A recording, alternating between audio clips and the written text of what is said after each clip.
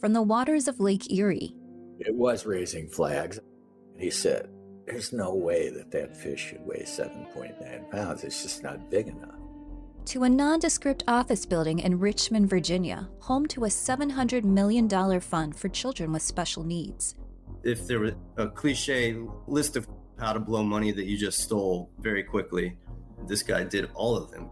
To the ski slopes of Salt Lake City, where a former Olympic snowboarder landed on the FBI's most wanted list. Ryan James Wedding is one of those interesting narcos who have had two very successful careers, one legal and one illegal.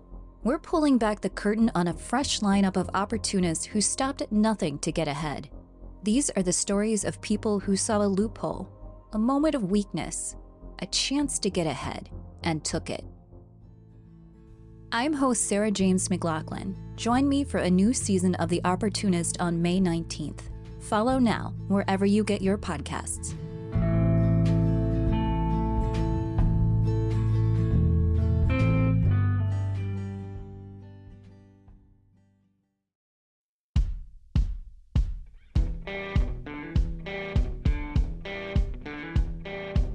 I'm Brett.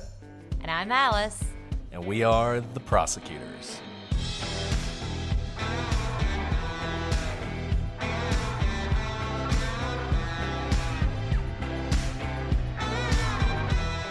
Today on the Prosecutors, we take a look at the trials in the West Memphis 3 case.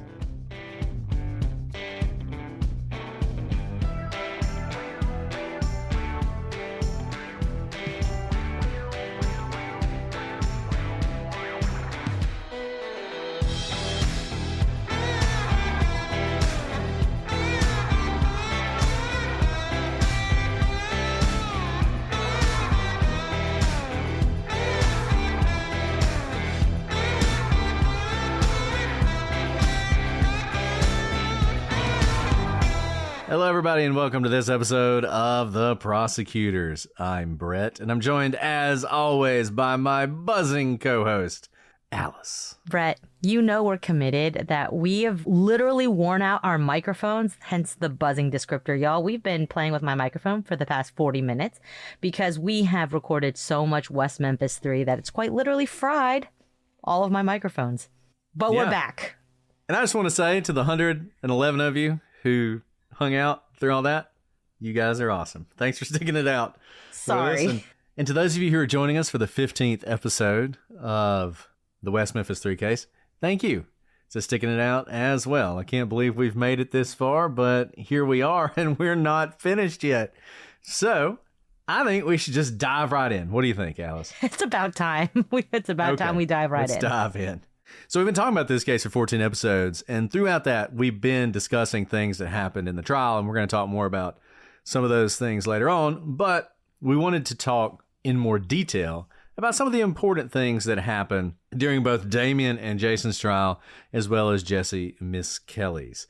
So Damien, as we know, we have seen this throughout this case, he does not always bathe himself in glory with his comments and his actions, and he would do this in this trial. At one pretrial hearing, he blew kisses at the family, a fact that would be repeated at his trial before the jury. And this is one of those things that is so prejudicial. I'm kind of surprised it came in. I think the only reason it did was because Damien testified, and so on cross-examination, this was used as sort of an example of him losing his cool. But you can imagine, the jury hears, oh, this guy is professing his innocence as blowing kisses at the parents of dead children. Not a great moment for him. And the thing is, you got to remember, Jason is just like along for the ride, right? So Damien's blowing kisses at people. Jason's sitting over there next to him, and he is having to sort of do this trial with Damien and all the negative that comes along with it. Now, I'll say this about that. Some people have questioned that, and people try and throw shade on the judge or whatever. This was essentially the decision of the defense counsel. I was listening to True Crime Garage, and they were interviewing Dan Stidham, and he made a point that I've made several times, which is Jason's lawyers never moved to separate those trials and say that they had a defense that was contradictory to Damien's. was incompatible with Damien's, that was hostile to Damien's. If they had done that, they would have had a really good argument for severing the trials. But they never did make that claim. And since they didn't make that claim, there wasn't a good argument for severing the trials. We don't often do that for all sorts of reasons. You can imagine it's expensive to have a separate trial. They're on trial for the same crime, et cetera, et cetera. So it was never going to be severed unless they made that argument. And they never did. So that was squarely on the attorneys. And I think it was really harmful for Jason to be in the same trial as Damien. And the trial was almost entirely about Damien. The main piece of evidence against Jason was the testimony of Michael Carson and the, quote, lake knife. So on the lake knife, during a search of the lake that earned Jason's trailer park the name Lakeshore, police discovered a knife. The knife was presented at trial as the knife involved in the murders. Prosecutors would suggest that the wounds on the boys were consistent with the serrations on the knife. The knife was determined from a map made by the police that it could have only been tossed in the water from the pier behind Jason Baldwin's trailer. So obviously their theory is that after the murder, he goes out on that dock, throws the knife as far as he can throw it. I don't know if that's actually true or not. I don't really know how you could specify to that much detail. That was literally the only place it could have come from. But nevertheless, that's what they said. Now, to arrive at that location where it was found from any other location, it would have had to have been thrown over about 100 feet, and the police couldn't imagine that anyone could do that. Deanna Holcomb would testify that the knife matched one that Damien carried. Yeah, no, the not severing trial part is incredible. And you can tell why, right? Only one of them gets, well, spoiler alert, only one of them gets the death penalty, who's Damien. And so if I'm anyone else's attorney, maybe not Jesse, really Jason, if I'm looking at the case file, I don't want Jason having to be tied at the hip with Damien. And you're going to see this throughout trial. But back to Michael Ray Carson. So he's the one who testified about this lake knife that apparently came from Jason Baldwin's pier, right? So most of this trial, of course, the evidence was directed at Damien Eccles. So what evidence was there against Jason then, since we know that most of this trial was aimed at Damien? So Michael Ray Carson was held in Craighead County Detention Center in August and September of 1993. His roommate when he arrived at the facility was none other than Jason Baldwin. At some point during his incarceration, Jason and a couple other inmates were playing spades, and they invited Carson to join them. At some point during this game of spades, Carson asked Jason if he really did kill the kids. Now, Carson says that Jason said he did not. The next day, when the boys were alone, Carson asked Jason again. Now, this time, he told Carson that he did, in fact, kill the boys. The story that Carson then told law enforcement was gruesome. He said that Jason told him that they dismembered the boys, though given the context, he probably means castrated, and then sucked the blood out of the boys' scrotums. He also said that he put the, quote, kids' balls in his mouth. And he also told Carson that he was going to, quote, kick Misskelley's ass when he got out, and that he had, quote, messed everything up. A couple months after Carson got out of jail, he saw the West Memphis 3 on TV and told his dad what Jason told him. And his dad was the one who convinced Carson to go to the police, even though apparently Carson was reluctant to tell police anything. Now, Carson suggested that a Daniel Biddle could confirm his story. He was one of the men supposedly playing cards. In 2004, Biddle swore out an affidavit saying that he'd never played cards with Baldwin and that he'd never heard Baldwin talk about the crime with anyone. In fact, Jason would get angry if anyone accused him of committing the crimes. Carson also suggested that Leonard Haskins might have overheard Baldwin. In 2004, Haskins was serving a life sentence for first-degree murder. Jason and Haskins became close and often talked about his case. Haskins didn't provide the help Carson might have expected. He described Jason as stressed because he said he didn't kill the boys. Haskins thought it was impossible to believe Jason would have opened up to somebody like Carson that he didn't even know. Montavious Gordon was another man in the detention center on charges of capital murder. He swore out an affidavit saying that Baldwin never confessed to anyone as far as he knew. If he had, Gordon said he would have gone to the prosecutors to try and cut a deal. And I love the honesty there because, of course, he would have. Doesn't necessarily mean that Michael Carson didn't hear this. Maybe Jason trusted him more than Montavious, and Montavious was not to be trusted. But nevertheless, Carson also told police that he stuck up for Jason when other people tried to mess with him. Everyone interviewed, though, including detention officers, said Jason never had any issues with anyone in the facility. Carson was given a polygraph, and the polygrapher found that he had been essentially truthful. Whatever that means, is essentially truthful. So there you go. There's your latest polygraph in this case. Now, obviously, we know that a lot of the witnesses, the police rely heavily on these polygraph tests. So you would think, okay, he, essentially passed the polygraph test? Well, one big problem with this is Danny Williams. He's a counselor for Carson. He claimed that he had accidentally shared critical information about this West Memphis 3 case with Carson, much of which Carson included in his testimony. Carson testified that he hadn't discussed this case with Williams, at least before he'd already spoken to prosecutors.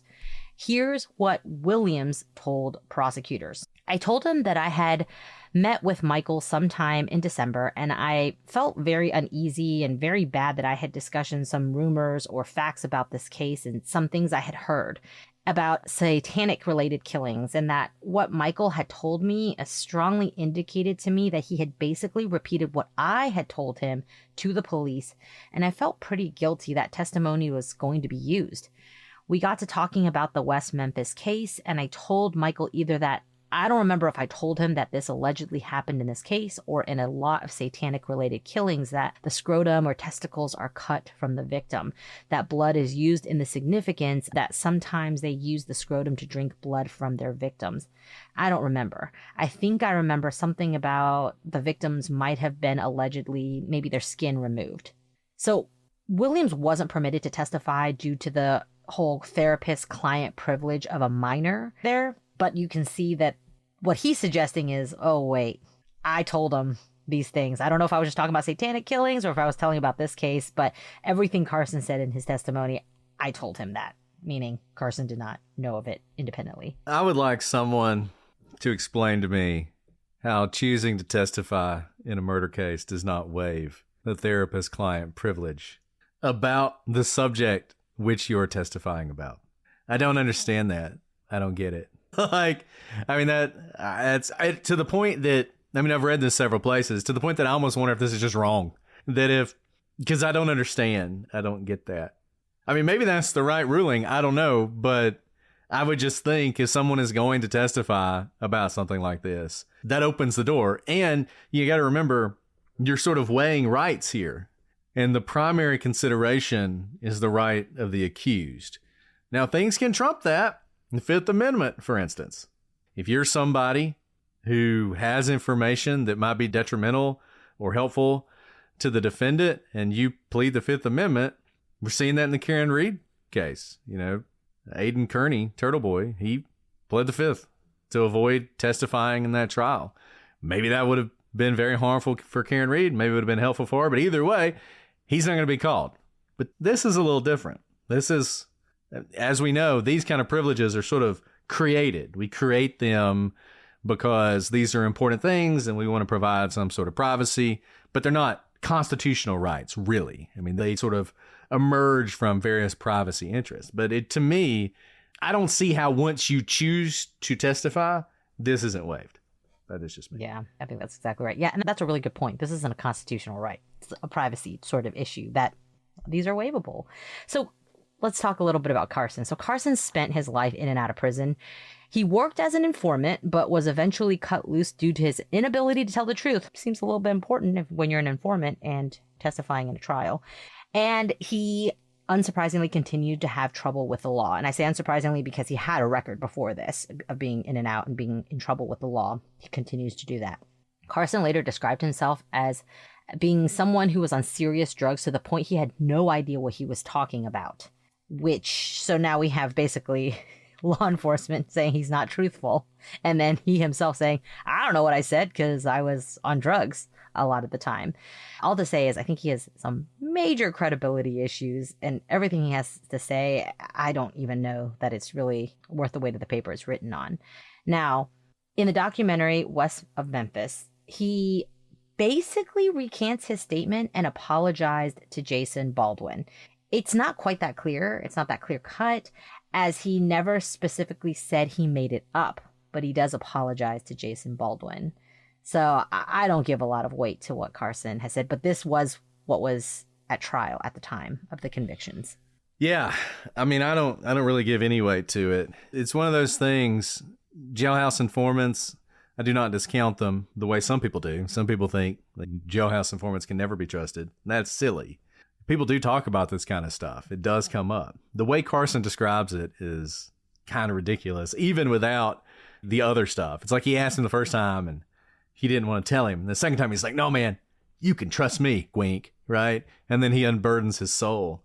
I don't know. I mean, could it have happened? Maybe. But I think if you put a lot of stock in this, and we talk about this sometimes, in trials, in these cases, there are pieces of evidence that you only believe if you've already made your mind up.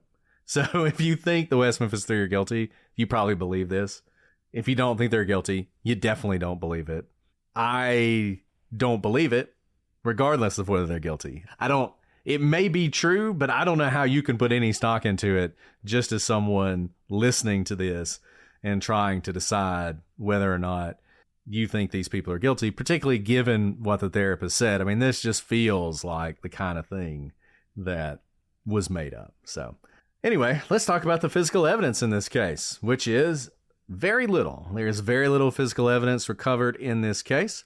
We talked about some of this before. You had what appeared to be a finger or thumbprint in the mud. It was photographed, it was plastered, but it was never matched to anyone, and it's unclear if it even could be. Detective Allen described it as uncomparable. 2 different footprints in the mud were also identified. They were not made by the same shoe, supposedly, which is interesting, right? Now, I'm saying this based on testimony in the trial, but for some reason, this was not fleshed out at all. This is like a one-off statement in the testimony that they weren't made by the same shoe. If they weren't made by the same shoe, that's significant. Personally, I don't know that you could really even tell enough about these shoes to know. One of the shoes was apparently from a tennis shoe. The other one was apparently from something that looked more like a boot. If a size could be determined, it apparently was not. And as I've said before, people will tell you these shoes were compared to really everybody involved in this case and nobody matched. I think it's because they're basically also uncomparable, much like the thumbprint. A single light brown hair was found beneath one of Chris Byers' ligatures. This is the kind of thing you're like, okay, got a hair. It was compared to that of Jason Baldwin. The Arkansas Crime Lab said it was microscopically similar to Baldwin's hair, but the Alabama Forensic Science Laboratory, which apparently is one of the leading forensic science laboratories in the country, which I didn't know, but apparently they are, said it was not. And so it was never introduced into evidence. And this is sort of indicative of the problem with hair and fiber evidence. 2 experts look at it. One says it's comparable. One says it's not. It's one reason this kind of evidence, unless it has DNA or something like that, is not used that often, especially to compare in this way. Like you might have, for instance, this is a hair from someone who's black. This is a hair from someone who's white. And you can do that kind of comparison. But to actually say this hair came from this head is very difficult. So a green polyester fiber recovered from Michael Moore's Cub Scout cap, and 1 green cotton and 1 green polyester fiber recovered from a pair of blue jeans. It was microscopically similar to a cotton polyester blend Garanimal's shirt recovered from Eccles' home, which belonged to his half-brother, Tim. Now, defense attorney Val Price asked Eccles to attempt to put on the shirt, which he was not able to do because it was too small. Shirt don't fit. Must have quit, kind of. Didn't work out that way. Didn't work out that way. Pretty sure this would be transfer, not him actually wearing the shirt. Yeah. Whatever. That's fair. That's fair. But hey, it gets the point across, or at least it's a nice little kitschy thing to do, right? It doesn't have to necessarily fit, but it did not fit for what the jury saw. Now, a red rayon fiber that was microscopically similar to a bathrobe owned by Jason Baldwin's mother was recovered from a black and white polka dot shirt at the scene. Again, transfer, if it is in fact that. Now, 3 red cotton fibers were recovered at the scene, 1 from the Cub Scout shirt, and 1 from a pair of blue pants, and 1 from a bag cache or dumped at a nearby pipe. More on the bag later. Now, these were consistent with a shirt from Eccles's home and a shirt from Michael Moore's home. I just imagine, because we're not talking about like DNA or anything, just like slide after slide of people looking at microscope, like zoomed in of these fibers, and everyone kind of nodding because nobody can tell actually if they're microscopically similar, which is why you need the testifier.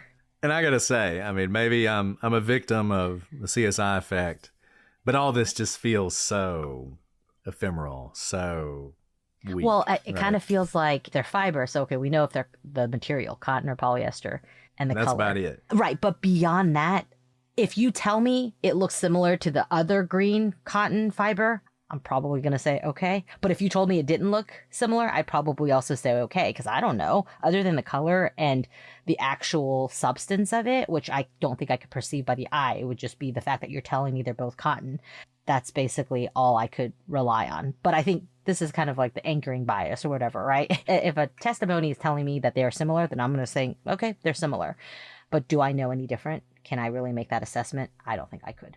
And of course, 20 years later, a bunch of experts are going to come in for the defense and say, none of these even matched. It's not just that they could have been from any number of shirts. They don't match at all. And it's like, okay, I don't know. So a Roadrunner Petro bag was recovered from a pipe near the scene. Eccles' father worked at Roadrunner Petro, and the store shared a parking lot with Alderson Roofing, where Eccles told police he worked.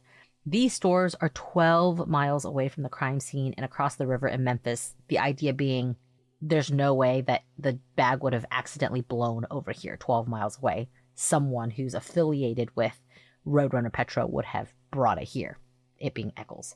Now, the bag contained a pair of Jordache size 33 to 34 blue jeans, a black medium-sized thermal undershirt, a pair of white socks, 2 Bic razors, a plastic bag, and a tan short-sleeve shirt. These items were wet and moldy. Now, blue wax was found on the black and white polka dot shirt. 3 items with wax were seized from search warrants. One was from Damien Eccles' trailer, and it was a book with some candle wax on it, and the book was Never on a Broomstick. Another piece of evidence was from Jason Baldwin's trailer, and it was a bar of soap with paint or wax on it. And yet another exhibit had a blue candle from Dominique Tier's trailer. So, and as you may recall, Damien, helpfully, when he was talking to the police, said that candle wax is something you would expect to find at the crime scene if this were satanically linked, which is just yet another time that he kind of stuck his foot in his mouth. Because the police are like, funny thing about that, we did find wax. Now, the wax on this shirt is often said to have matched the wax from any or all of the 3 sources. However, according to a bench conference, it didn't, which I think is interesting because, seriously, this is one of the things people always point to is the wax matched. So I'll read this from you. Scott Davison said, Your Honor, we'd also request a copy of the report of Lisa Sakavicius, if there is one, regarding any candle wax. Fogelman, I don't know if there is one. She said that what she puts in her report is when there are matches. She claimed that didn't match anything. So this is sort of the statement of Fogelman. Didn't match anything, right? Despite this, Fogelman still asked about the wax during the trial. What did you find on this shirt? Blue wax. Is that blue wax consistent with candle wax? Yes. Okay. Now, look, I'm kind of interested what Alice thinks about this. I'm going to keep going because I want to give you the full context here, but is this appropriate, what's happening here? So you have blue candle wax that you haven't actually matched to any of the other candles that you found. All you can say, what your witness says is it is consistent with candle wax.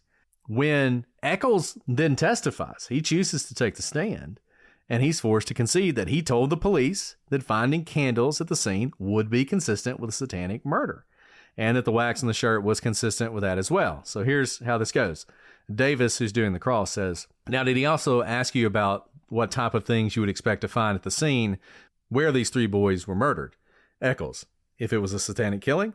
If it was a satanic killing, yes. And one of those things, did you tell him that those things were what you would expect to find? Yes. And one of those things you told him were candles, right? Right.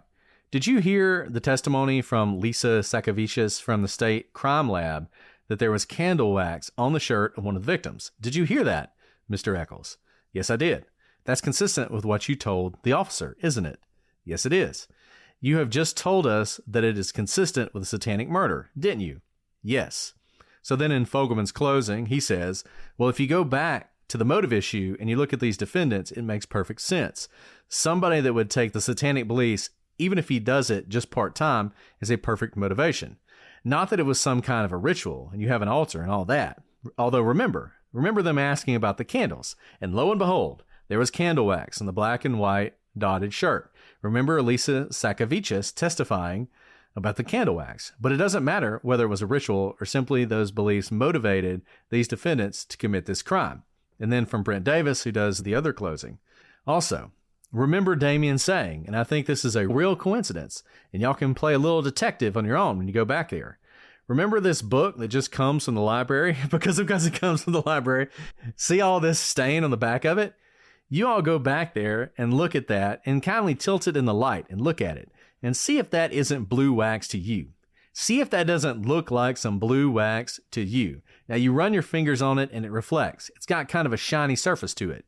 You remember Damien telling us that one of those, whoever was doing this would probably, if it was satanic involved, would probably have some candles out there. Well, we've got one of the boys' shirts that had that blue wax on his shirt. And in fact, the jury, on the little board where they're writing stuff down, listed the wax as one of the reasons for Eccles' conviction. They have wax on the book, shirt, mention, wax on shirt, book. These are from various jury notes.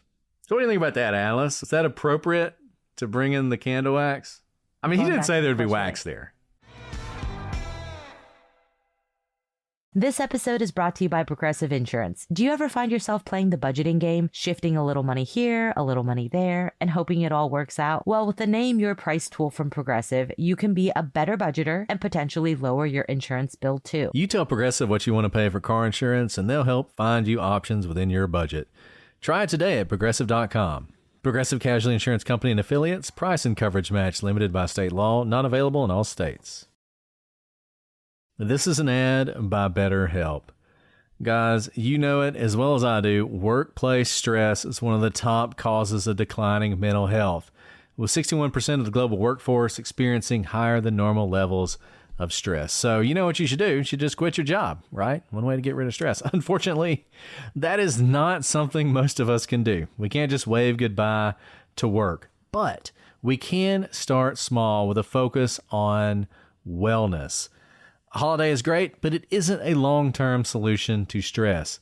Don't forget that therapy can help you navigate whatever challenges the workday or any other day might bring, and that's where BetterHelp comes in. BetterHelp is not just for people who've had major trauma. It's helpful for all of us to learn positive coping skills and how to set boundaries so that it can empower you to be the best version of yourself. With over 30,000 therapists, BetterHelp is the world's largest online therapy platform, having served over 5 million people globally. And it works. With an App Store rating of 4.9 out of 5 based on over 1.7 million client reviews. It's convenient too. You can join a session with a therapist at the click of a button, helping you fit therapy into your busy life. Plus, you can switch therapists at any time. As the largest online therapy provider in the world, BetterHelp can provide access to mental health professionals with a diverse variety of expertise.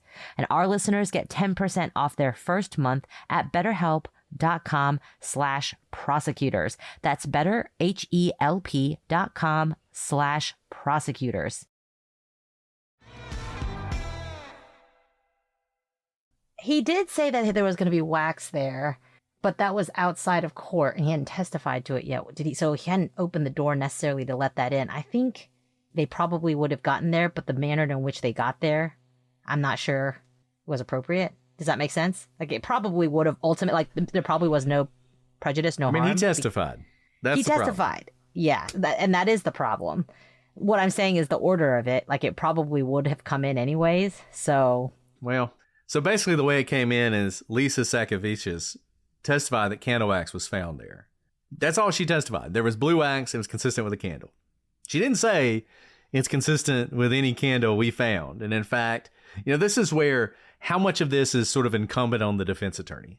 And maybe you did. I'd have to go back and look at the cross to stand up and say, hey, you mentioned that wax, but you didn't find any candles in my client's house that the wax matched, right? But the prosecutor knows that. So I don't know. I would think that the defense would be objecting mischaracterizes or facts not in evidence. I would say like facts not in evidence or mischaracterizes prior testimony, because he's definitely jumping inferences. But then he has Eccles agreeing with everything, which again, like we've said, most people agree with what they're being said. Now he is testifying, so he shouldn't be agreeing to everything. But I don't know if there were objections to it. But ultimately, you have Eccles basically going down the Hansel and Gretel path for the prosecution. So in addition to this candle wax, there was also unknown DNA. When we talk about DNA, there's DNA everywhere, right? So it's not surprising that you did find unknown DNA on the ligatures and bodies of the boys. Now, using the technology of the time, and even with later technology, the DNA has not been incredibly useful, though the West Memphis 3 have never been excluded as possible contributors to the DNA they have. Now, new DNA testing is apparently currently in the works. So I guess we'll see how that all shakes out. And that should provide better information. And if the West Memphis 3 are innocent, I would assume would exclude them from all this DNA. But we'll just have to see. And don't put too much hope in that, because the DNA is not magic. And it's been a long time. And I don't know how well all of this was preserved. But there apparently is new DNA testing in the works. And so we'll just have to see what happens with these various findings. Yeah, I know a lot of people put a lot of weight into just test the DNA. What are you afraid of? Or X, Y, and Z. Remember, DNA being tested uses it up. And obviously, there's been a lot of advancements since this happened 32 years ago. So there is benefit in preserving it until you can get something usable. But most likely, it's not actually going to tell us anything. It's either going to be unusable if they even test it, or it'll just be random DNA. I can see the Damien Eccles camp saying, you don't find Eccles's DNA there, so therefore it exonerates him. That's actually not the case, right? It's just simply saying what we have is what we have. So a lot of weight is put on this DNA right now, or not right now, for the past few years. I don't know that it actually will tell us much, but who knows? I could always be wrong if the DNA testing is done and once it comes back. Okay, so an axe necklace taken from Damien's house, taken from Damien at his arrest, was observed by John Fogelman on Thursday, March 10th, or Friday, March 11th, 1994, to have some red spots on it. These were found to be blood, but it wasn't until the middle of trial that the prosecution realized what they might have. From the trial, so Davis says, Tuesday afternoon, we learned that around 4:30 that afternoon, when we were preparing for closing arguments, we received a call from Genetic Design which indicated that they had been able to isolate 2 separate DNA sources on that particular necklace. One DNA source being consistent with the DQ alpha type, which is a system for typing DNA, consistent with Damien Eccles. The other DQ alpha type source that was found on that particular necklace was consistent with the victim, Steve Branch, and also with the defendant, Jason Baldwin. They then indicated that they were going to attempt to run what is called an amplification process on the sources in order to amplify and hopefully do a more specific test. And that's what we waited for yesterday. And around, I think all of the attorneys were advised about simultaneously that around 3:30 or 4 yesterday afternoon, we found out that the amplification process had not been successful, so we were left with evidence which the state is requesting that the court allow us to introduce as being newly discovered evidence that would be to the effect that there was blood found on this necklace that is consistent with the DQ alpha type of the victim, Steve Branch, and that DQ alpha type occurs in approximately 11% of the Caucasian population. It's kind of funny because now DNA is like 1 in 10 trillion or something, right? You hit a DNA match and it's either going to be like, basically it has to be this person, or it'll be something like it has to be this person or someone in their family on their mother's side, right? Like it's very specific. But at the time, it was helpful, but it was still pretty broad. And this happens so often. This is so weird, right? Because you have Jesse Misskelley, you have that shirt that has blood on it that turns out to be consistent with both Jesse Misskelley and I think Michael Moore, one of the boys, I think Michael Moore. Now you have blood on this necklace that is consistent with both Stevie Branch and Jason Baldwin. You have the blood on the knife that is consistent with both John Mark Byers and Christopher Byers, even though apparently they're not related. And that was like a 3%. This is 11%. That was 3%. Later on, we're going to talk about a hair with Terry Hobbs. It was found in one of the ligatures, which is like 1.5% or something. And people focus on that a lot. But then you remember that, like, you've got this blood from Christopher Byers and John Mark Byers, which is only twice as likely, 3%, right? And yet they're not related. It's just wild. But this happens repeatedly in this case. And it's, I don't know, it kind of blows my mind how often you have these coincidences where this could have been big if Jason Baldwin's blood had been different. I mean, imagine a world in which Jason Baldwin was never a suspect. Imagine a world in which it was Damien and Jesse. Then the prosecution is running with this. And they would just say, the blood on this is consistent with Christopher Byers. And it's 11% of the population, but it's consistent with the person who was killed. And they never would know that Jason Baldwin's blood was also consistent with it. And he could very well have been through, I don't know, whatever weirdness Jason Baldwin and Damien Echols were doing. And so Damien's wearing a necklace with some of Jason's blood on it, right? I'm sure they were blood brothers. Who knows what all they were doing. So not all that surprising, but this could have been significant. Yeah, absolutely. Well, Judge Burnett ruled that if this necklace came into evidence, the trials would have to be severed and a mistrial granted for Baldwin. And because of this, the prosecution decided not to introduce the necklace. Which was wise, because they never would have convicted Jason without Damien. Alone. They needed Damien. Okay, so another piece of evidence that I don't think was ever introduced, but is kind of interesting. You may remember Damien Echols is known to he's the trench coat guy. He's always wearing his trench coat, all around. Well, Steve Branch Sr. would find a black trench coat near the scene. This is interesting because if you tie it together with the Hollingsworth clan's sighting, they do not describe Damien as wearing a trench coat, which was a little unusual because Damien tended to wear his trench coat everywhere. So totally kind of random fact. Kind of feels like this little patch of woods had a lot of trash strewn about it. This could have been from one of the homeless people who lived in the area. No telling where it came from, but it is one of those sort of interesting little tidbits that you see pop up in this case a lot. And I don't know the condition of it, but it would be interesting if it were like relatively fresh because it is a hot day. Trench coats are not typically worn when it's warmer out. But if it had been there for a while, then all bets are off because it's by the highway. Exactly. All right, let's talk about the softball game. So the softball game is an important moment. There are people who will describe this case as a case of confessions, and they will say that you have confessions from all three of the people in this case. Jason Baldwin's confession, we talked about, was to Michael Carson. Obviously, we have Jesse Misskelley's confession, which we're going to spend a lot of time on in a future episode or two. But then you have Echols. Did Echols confess?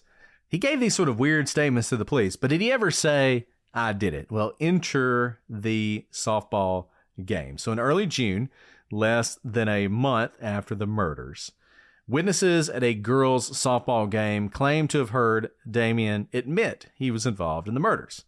Now, Echols has denied discussing the murders at this softball game. One of the ball games was Heather Cleitz. That was Jason's girlfriend. And no one denies that Echols was there. As we talked about before, this might be something to be like, was Damien Echols really at a girls' softball game? There was nothing to do in West Memphis. I was going to say, sounds like our town. I know, exactly. Like, why not go to a softball game? It'd be fun, right? And a lot of people did, and it was a big deal in the community. And so he was there.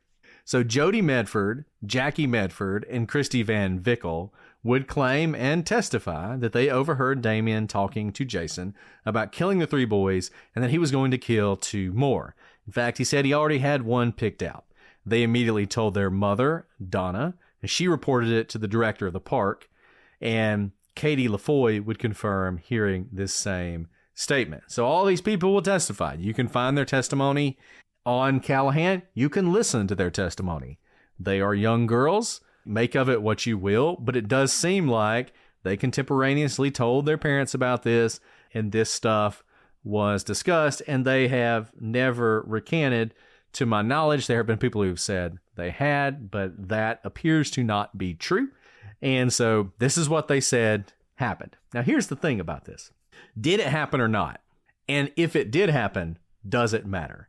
Well, Damien would later tell Aaron Moriarty in an interview that if he did say that, it would have been a joke. And he also told an Arkansas reporter that he might have said it, but if he did, it was a joke. And what this tells you is he 100% said it. He 100% said it. There's no question. But whether he really did it or not is another thing. If he's saying I might have said it, then he 100% said it. And we've already known of Damien, because of his direct interviews with the law enforcement, that he says crap all the time to get rises out of people. He blows kisses at the victim's family. This is what he does. He's a troll, right? Now, does it mean that he actually did it? Because guess what? Everyone's at this softball game. What do you do during a softball game? Like, there's a lot of innings. There's a lot of sitting around. You shoot the breeze. You talk smack. Big boy over here who wants to appear super tough, I could totally see him taking credit for any number of things that make him look badass, right? Whether it's drinking blood from a bat or drinking anyone's blood or doing X, Y, or Z. I think he 100% said this. Can we trust him? He absolutely said it. No. There's no question he said it. He said it. Everybody just needs to accept that. He said it. The thing about it, remember, even after he's convicted, like, assume you think he's not guilty, and you're like, I can't believe y'all would say, how you don't know that? You don't know he said that. I can hear you. I can hear you through your radio in the future saying that. Remember what he said after he was convicted and sentenced to death. He talked about how he was going to be the West Memphis boogeyman. He got a kick out of this. Even at that late date, he got a kick out of it. He 100% would have used these murders to make him look more like a tough guy. He would have done that, whether he did this or not. And can we say one other thing? The fact that 3 young girls heard him all at once, if he were actually talking to Jason, he may have totally known they were listening in and said it loud enough to make sure all 3 could hear and seen their responses. Whether he was trying to impress them because he likes little girls, literally, he's talking to 11 and 12-year-old girls on the phone late into the night as his girlfriends, right? And I say plural because he's talking to more than one at a time, or he's just getting a rise out of them because he sees 3 of them tittering to each other, and their eyes get wide when they hear, oh, did you hear what he said? And they run off and go tell someone. Good. Let them spread this rumor. All right, now people are talking about me. Just like at the end of his conviction in the documentary, when he's like, now people are talking. He loves this. He wants to be talked about. And here's the thing. So this is one of those cases. This happens so often. We can't actually ever know whether he said this. Because I'll just go ahead and tell you, if all these girls came forward today and said it didn't happen, we made it up, I wouldn't believe them. Because so much has happened in the last 30 years, and this case has become such a huge story that people's memories are basically worthless. You come forward today and you're trying to tell me something. Watch. Exactly. How do you even know what's your own when you have all these documentaries, right? I don't remember anything from when I was 12. If something like this had happened and you come back later and you're like, hey, did that really happen? I'd be like, man, I don't know. Maybe it did. And so this is unknowable, except for one important fact. If Damien was like, I never would have said that. That is ridiculous. I never would have said that. That's absurd. Those people are, I don't know if they're lying. I don't know if they were coached. I don't know if they were threatened. But what I can tell you for certain, I didn't say that. But he doesn't say that. He's like, well, if I said it was, I would have clearly been joking. Guys, come on. This is like the Delphi murders case when Bridge Guy goes to the police and is like, Bridge Guy being, Richard Allen, goes to the police within the first week and says, if anyone saw me on the bridge, I was just looking at my stock ticker, right? You put yourself there, man. Why'd you do that? Oh, because you know that someone's going to be like, I absolutely saw him there. Same thing here. He's like, well, we're going to have at least 5 people who overheard me. So yeah, I definitely said it. So yeah, if I said it though, it was a joke. Though honestly, this is one of the few times I actually believe Damien. I feel like he 100% would have joked about this. So maybe he did it and he and Jason were talking about it. But if he didn't do it, he 100% would have said this.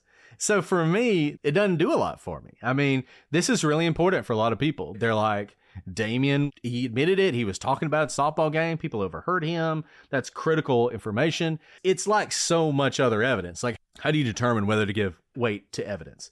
Well, you have to put it in the context of everything else, right? So if you think there's a ton of evidence that Damien did it, then this piece of evidence bolsters everything else. And you're like, actually, no, he was being serious. We know he's being serious because X, Y, and Z also shows he did it. This is consistent with that. So therefore, I consider this to be important. But if standing alone, like if this is it, if you're like, look, I don't know about anything else, but Damien Echols said he did it at a softball game. By God, he did it. That I don't find very convincing. But for what it's worth, our analysis here is how we're looking at evidence. The testimony was at trial that he said this, right? Right, absolutely. So that there is a difference in the sense it that certainly did not help him. It did not help him, this. and in this, because a lot of people are like, well, what's the evidence against Damien? This is evidence, and we're just saying after the fact, was this testimony was it based in truth? His own words, I think, show that the testimony was based in truth. Now, whether they meant it or not, this is not great. You have 5 different witnesses saying he said he did it. And that's what the jury's hearing. And one thing that absolutely could happen, because you know how kids are. I mean, just imagine Damien and Jason are walking, and Damien's like, yeah, I killed him, and I'm gonna kill 2 more. Right? And he's very clearly joking, and they're just laughing, and that's inappropriate, right? I mean, you shouldn't joke about 3 kids being killed. But nevertheless, they're just sort of joking around, and these girls take it, and it's like, ooh, Damien just said he killed him, right? And without any of the context and how he said it and his demeanor and anything else, they just go run into their mom and run into the softball lady and say, Damien Echols, that creepy guy who's always around, he just said he killed those 3 boys, right? And if you listen to their testimony, it doesn't sound like they're lying. They don't give any details, right? I mean, they're kids, so I don't know how much you expect. But when you listen to their testimony, it's very bare bones. I was there. I heard him say he killed the boys, and that's basically it. So one thing that did not come up in the trial was Jesse Misskelley. After the Vicky Hutchison stuff and Jesse contacting police about possibly seeing a suspect in the crimes, he was brought in by the police for an interview around 10 a.m. on June 3rd, 1993, with the interrogation starting around 10:30. Detective Allen, who was talking to Misskelley, started to become suspicious that he wasn't telling him everything and read him his Miranda rights. After this, Allen got a permission form signed by Misskelley's father. This was around 11 a.m., so about 30 minutes after the interrogation started.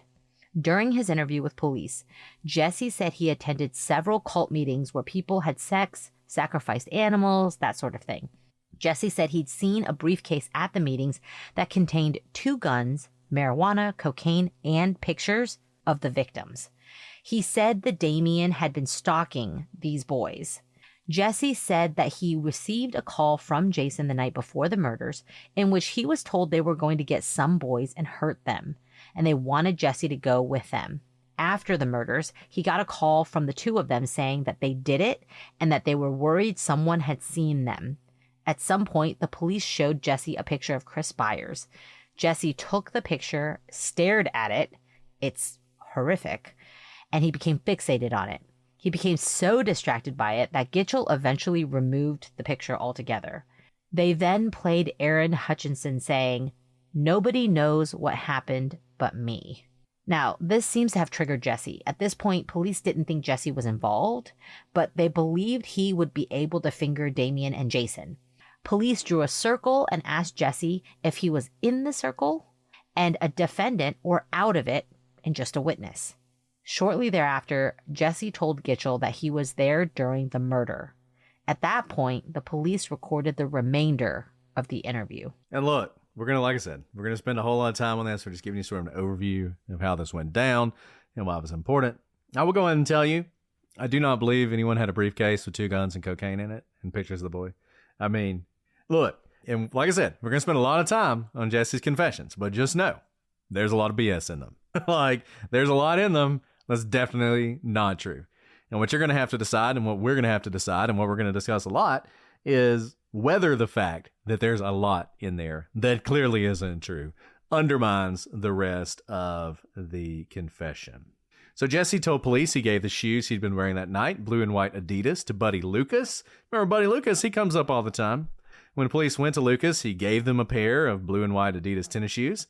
But no forensics were ever able to tie the shoes to the murder. And you may remember Buddy talked about like wearing the shoes and like all this other stuff. So I don't know whether they would have found anything or not. I will say this. I think if they actually had blood on them or anything, they would have found them. But, you know, if this isn't the stabbing type murder it's been described as at times, and if Jesse wasn't involved in a lot of that, then maybe he wouldn't have had the blood on him anyway. But nevertheless, that's the situation. So Jesse, as we said, first confessed to police after he took and was told he failed a polygraph. Before the polygraph, Jesse gave general information about Damien and Jason. He knew them and often saw them at the skating rink. And Jesse said that Damien was sick. He said he'd seen Jason Baldwin get in a fight. His nose started to bleed, and Damien stuck his finger in the blood and licked it. He said that he'd heard a rumor that Damien and Robert Birch had committed the murders, but he didn't really know much about it. Now, interestingly, when Robert Birch was interviewed, he said that Jason Baldwin had told him the rumor was that Jason and Robert had committed the murder. So I don't know how Robert got in this, but he's attached to various people.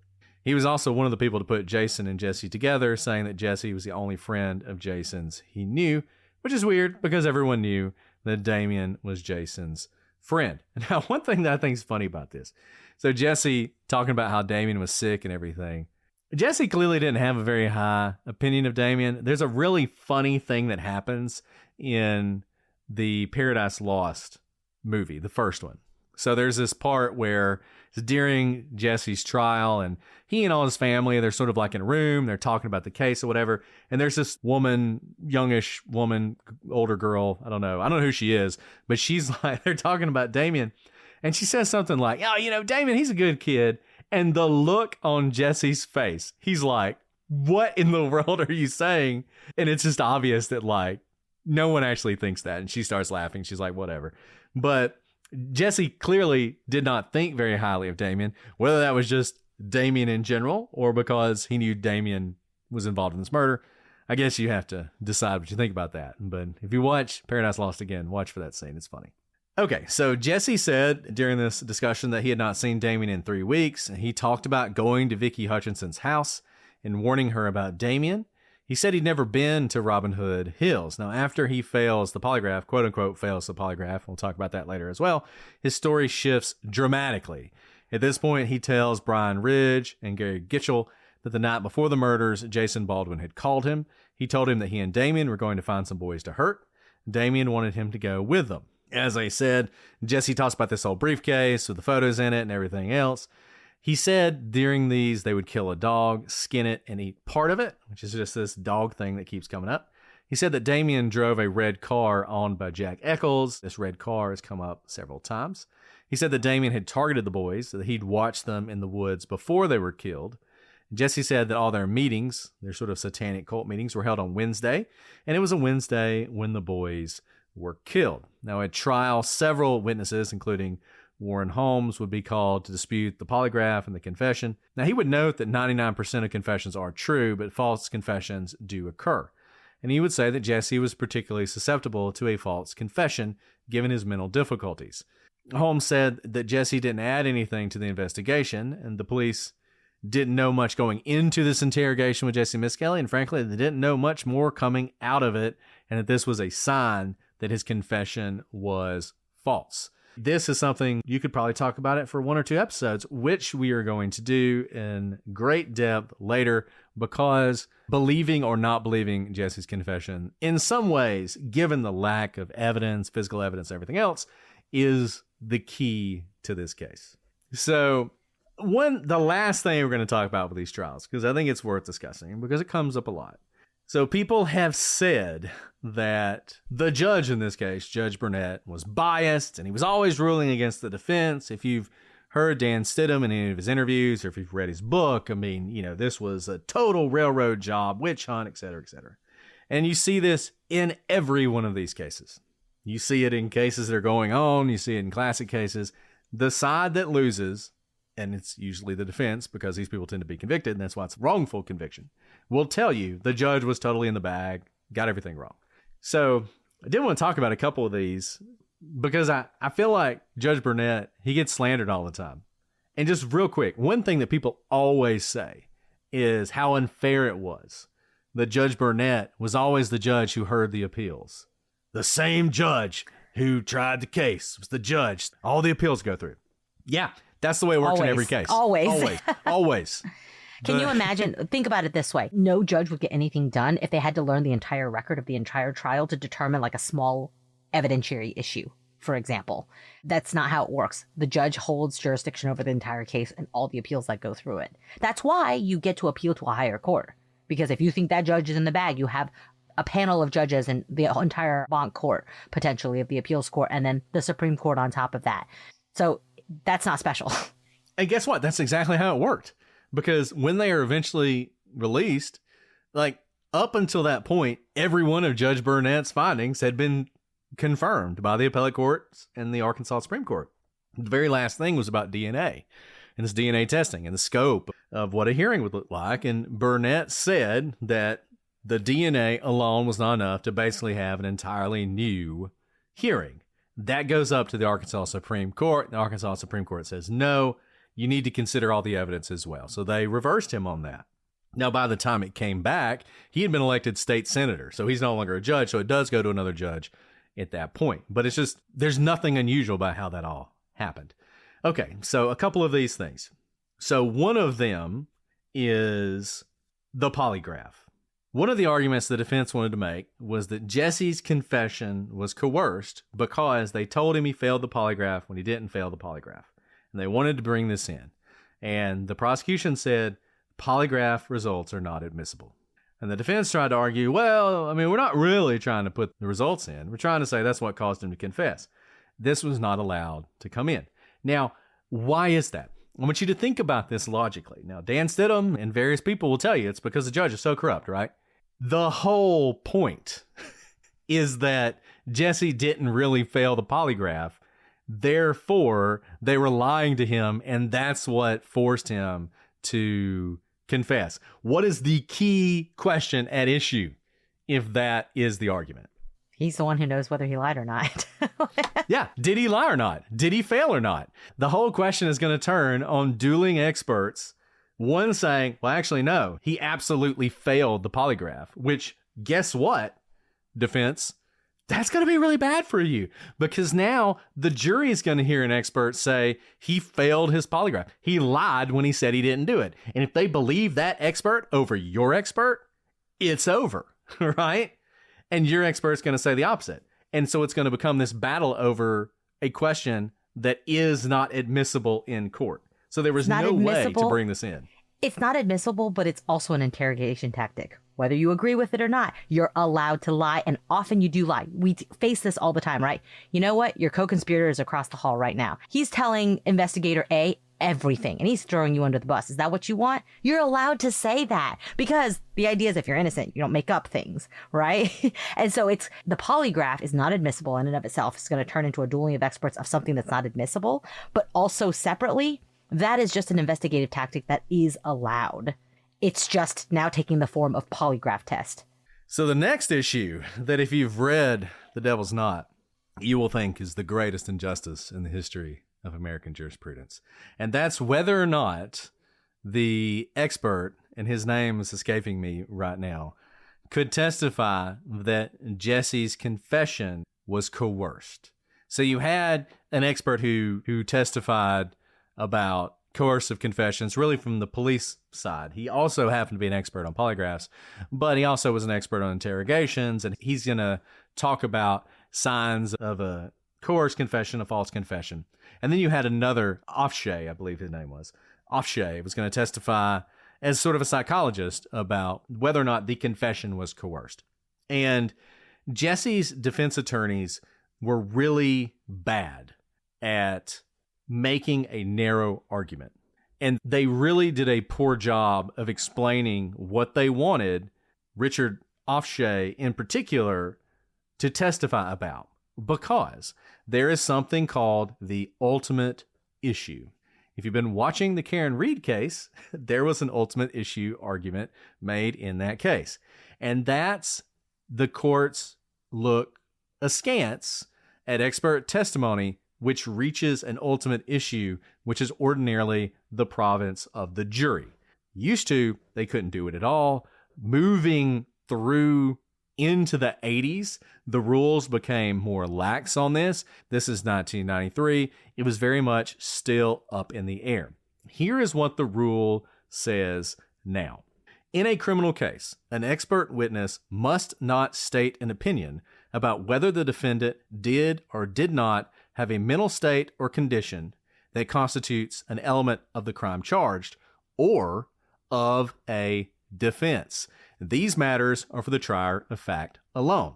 So, if you phrase it wrong and you ask the wrong types of questions and you make the wrong argument to the judge, if you're saying to the judge, our expert is going to testify that my client's mental state or condition when he confessed was one of coercion and therefore the confession is invalid, you have just walked into the prohibition about what an expert can testify about. Here's what the American Academy of Psychiatry and the law says about this. One must be careful to know the admissibility test in a jurisdiction and to understand how close one's opinion can come to the ultimate issue. It is unlikely, for example, that under some form of Federal Rule of Evidence 702, which is what that is, an expert will be permitted to opine that a confession was in fact false. On the other hand, it might be educational for a jury to hear testimony about how an individual with mental retardation lacked the reasoning power to understand Miranda warnings and to employ their admonition. So they're essentially saying, look, you got to be careful. If you get too close to this, they're not going to allow you to do it. And that's exactly what happened here. They kept wanting the expert to be able to say the confession was coerced. And the judge is like, look, number one, that's a legal question. There's a legal question about coercion. And to the extent you're getting into the factual coercion, that's for the jury. But the funniest thing about all this, like I said, you read page after page, and the devil's not, how terrible this is. Oh, awful. Oh my God. To the point that people will say that Offshay was not allowed to testify before the jury about what constitutes a coercive confession. But guess what? Dan Stidham never really could get there. He never really could get through this ruling to that. But on cross-examination, the prosecution walked right into it. They stepped on a rake, it knocked him in the face, they fell backwards, the door flew open, and all of a sudden, he was able to testify. On redirect, Stidham's like, well, based on what they just said, can I ask it now? And the judge is like, what's good for the goose is good for the gander. And at that point, Offshay is able to testify about basically everything you would want him to say about when you have a false confession. So it turns out not to even be a big deal, number one. But number two, the judge absolutely got the ruling right in the first instance. And we mention all this just because, once again, and this is just a rule that you should apply in every case you follow, if you have a side that is telling you the judge is so biased, is so corrupt, they hate the defense, most likely they don't understand the law, number one. And number two, they're just trying to bias you because the judge is actually making rulings that comport with the law that they don't like. Way to pour cold water on that argument. Yeah, well, I do what I can.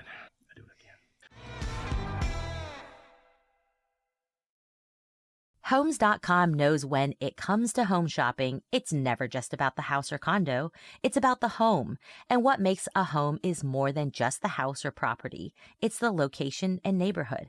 If you have kids, it's also schools, nearby parks, and transportation options.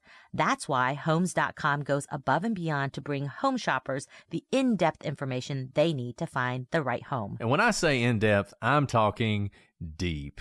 Each listing features comprehensive information about the neighborhood, complete with a video guide. They also have details about local schools with test scores, state rankings, and student-to-teacher ratio. They even have an agent directory with the sales history of each agent. So, when it comes to finding a home, not just a house, this is everything you need to know all in one place. Homes.com. We've done your homework.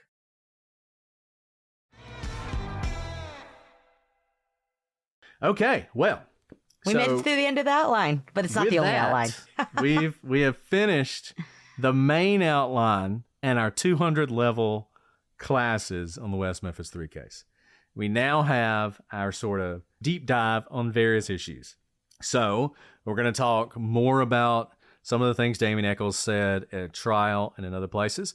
We're going to talk in depth about the alibis of the 3 defendants. I'm going to spend a lot of time on Jesse Misskelley's confessions and whether or not those hold up to scrutiny. We're going to talk in depth about the history of the West Memphis 3, whether or not their history is indicative of the sort of violence you see in this case or not. And we're going to talk about alternative suspects that the police may have looked at, they may not have looked at, that may be interesting to you. And then once we've done all those things, we are going to give you our theories on the case. So we are closing in on the end of this coverage. I mean, we still got several episodes. I was going to say, well, once we get to our theories, then we'll start the October episodes. Exactly. We're going to have an episode each for our theories. No. Okay. Well, Alice, do you have time for a question? Let's do a question. You guys waited so long for me. Let's do a question. Okay. So if you're new here, if you leave a 5-star review and a question, we will answer it on the podcast. So go to Apple, leave that 5-star review. You can leave it either for the prosecutors or the prosecutors' legal briefs, whatever makes you happy. Okay, let's see. It is June, so this person's probably already taken the bar, but this is a good. So Aaron says, I'm in my 3L year of law school. Sorry, this probably was last year. So that means the bar exam is fast approaching. I know everybody is different, and I do have a bar prep company, but can you please share some tips, tricks, techniques, etc. for preparing for and taking the bar? It would be much appreciated. Don't do whatever Brett did. I don't know what he did, but I'm pretty sure he didn't study because he's brilliant and doesn't need to. Okay. I actually did because I was more afraid of the bar than any test I've ever taken. That's fair. And to be very clear, I don't know if this was your experience. I would assume it was similar to mine.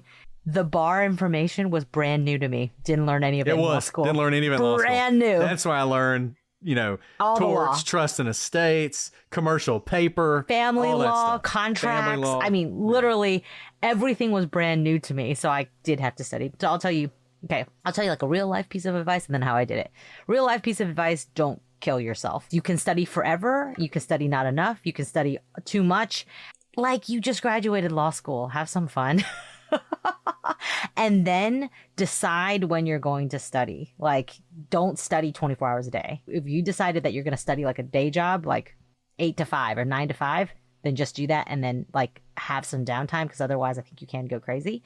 And then to study, like I would say to study, because unlike law school where maybe grades matter, maybe grades don't matter, maybe there's grade inflation, it is black and white, like whether you pass the bar or not. And if you do not pass the bar, then you do not get to practice law, and it stinks to have to study for it and take it again.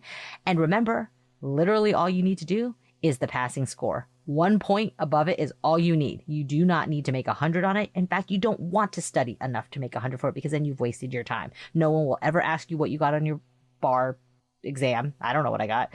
I passed. That's all that matters. So it's literally a pass-fail situation, but you need to study enough to pass. What I did back then, I assume they still do this. Maybe it's gotten all fancy now, but it's basically a podcast, right? Or a YouTube video, because there's a video of someone teaching you the course. I did not go in person. I think I would have died if I had to go to a course in person. So I listened to it virtually, but I would download it. I actually used Audacity. That was the first time I used Audacity. I would record it surreptitiously because you can't download it because they pay for it, but I wasn't spreading it around just so I can then play it 2 times or 2.5 times speed and get through a lot as quickly as possible. So that's like a tip that I did, and everyone I knew did something like that because otherwise you'll be listening to like endless hours of class. So I did go to the classes. I attended. Did you really? More. I probably attended more Barbie classes than I did actually law classes. I can believe that. I can believe that. Because like you, I didn't actually, not because I didn't go to class, but because the Ivy League law schools don't actually teach you the Yale law. didn't teach anything. I mean, it didn't teach anything on the bar exam.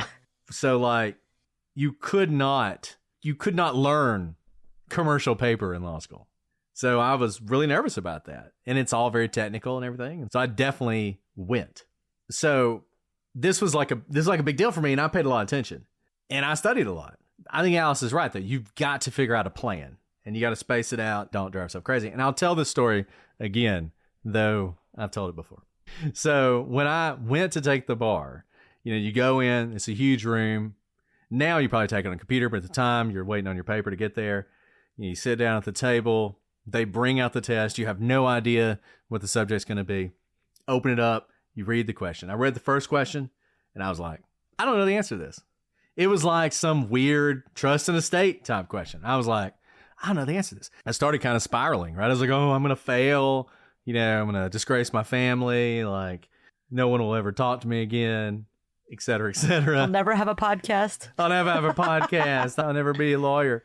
And as I'm doing this, the guy sitting next to me, he stands up and he walks over. They had this long table, had all this water on it and all these glasses and ice and everything else. And he walks over to the table. He picks up the water jug and he passes out.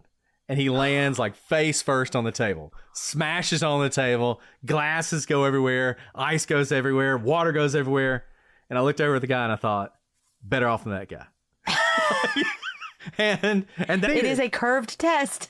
Yeah, that's what I needed. And I hope people rushed over. It's kind of funny. This is like when you know you're a bad person, because I wasn't going to go over there. I had to do the test, right? But like the proctors and stuff went over there, got him back together. And he eventually started the test, finished out the rest of the 2-day thing. Hopefully he passed. I don't know. But that was like, once that happened, I was good. And from that point forward, it was fine. And I passed. And you will pass as well. And you probably already have passed because, like I said. Right. This is probably years ago. And one last tip is, unlike I've been able to cram things in my life, the bar exam is not something you can actually cram for because of the amount of information. And so one thing you do need to do that Brett said, have a schedule, like literally have a calendar where you decide which topics are covered, because you can't learn, 15 topics of law in 1 day or 1 week. So you need to just at some point, you're never going to learn everything about trust and estates. You just have to move on because you have to cover another subject, because you don't know which subjects will be covered, but it's going to be 5, 6, 8 of them, depending on the state. And so you have to know all 12, 15 areas of law, which is a lot to keep in your mind. So, good luck. Let us know how it goes. Yeah, let us know if you pass. Okay, well, if you have any thoughts, questions, horrible bar examples that you went through, shoot us an email, prosecutorspod@gmail.com, @prosecutorspod for all your social media. And join us on Twitter, go on Facebook, The Gallery, discuss this case. If you want to watch us record these episodes, you can join Patreon. If you'd rather just get the episodes early and ad-free, Patreon gets you that as well. All right, Alice. Well, this has been fun. We are closing in on the end of this case, as hard as it is to believe, but we'll be there eventually. But next week, we'll be back with more West Memphis 3. But until then, I'm Brett. And I'm Alice. And we are the Prosecutors.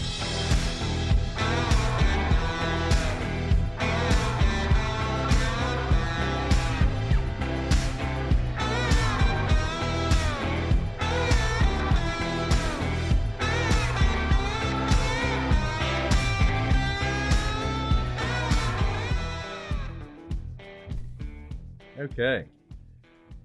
So, inept co-host. Hey! Take Luddite offense at that. co-host. Luddite. Okay, here we go. Luddite. Okay. Luddite. You ready? Okay, yep. Sorry, I'm trying to turn off all the inputs right now. Hold on 1 second. Okay. It's fine. I'm ready. I mean, everything's turned up to the max right now, so. I think that's what it has to be, because No, I think you're right. And it's still not. I clearly have to talk very close to it. Yeah, you need to. I'm doing it. I'm doing it. Oh. Ready? Yes. Y'all want to hang out for a little bit longer? Y'all ready to do it? Yeah. I'm sorry. Okay, here we go. Everyone gets a free shirt. Whatever. The shirts are expensive, actually.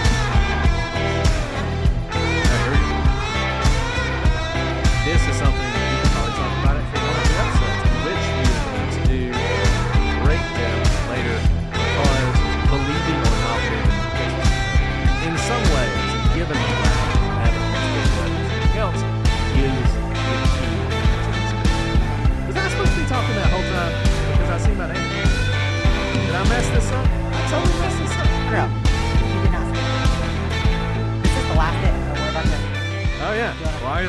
keep going. Yeah. Well, I mean, I could jump in now. Okay, go ahead. If you know what I'm talking about in this cryptic thing that I wrote, because this was a note to myself. No, go for it. But go ahead. You can keep going. You can keep going.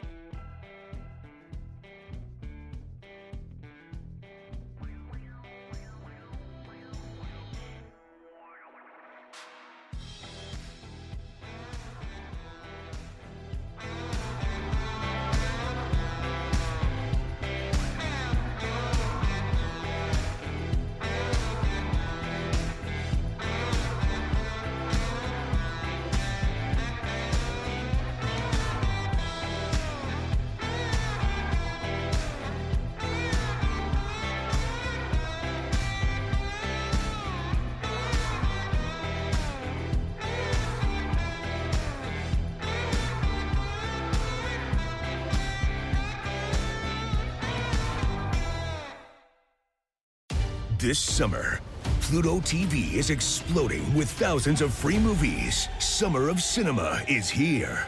Feel the explosive action all summer long with movies like Gladiator, Mission Impossible, Beverly Hills Cop, Good Burger, and Transformers: Dark of the Moon. Bring the action with you and stream for free from all your favorite devices. Pluto TV. Stream now. Pay never.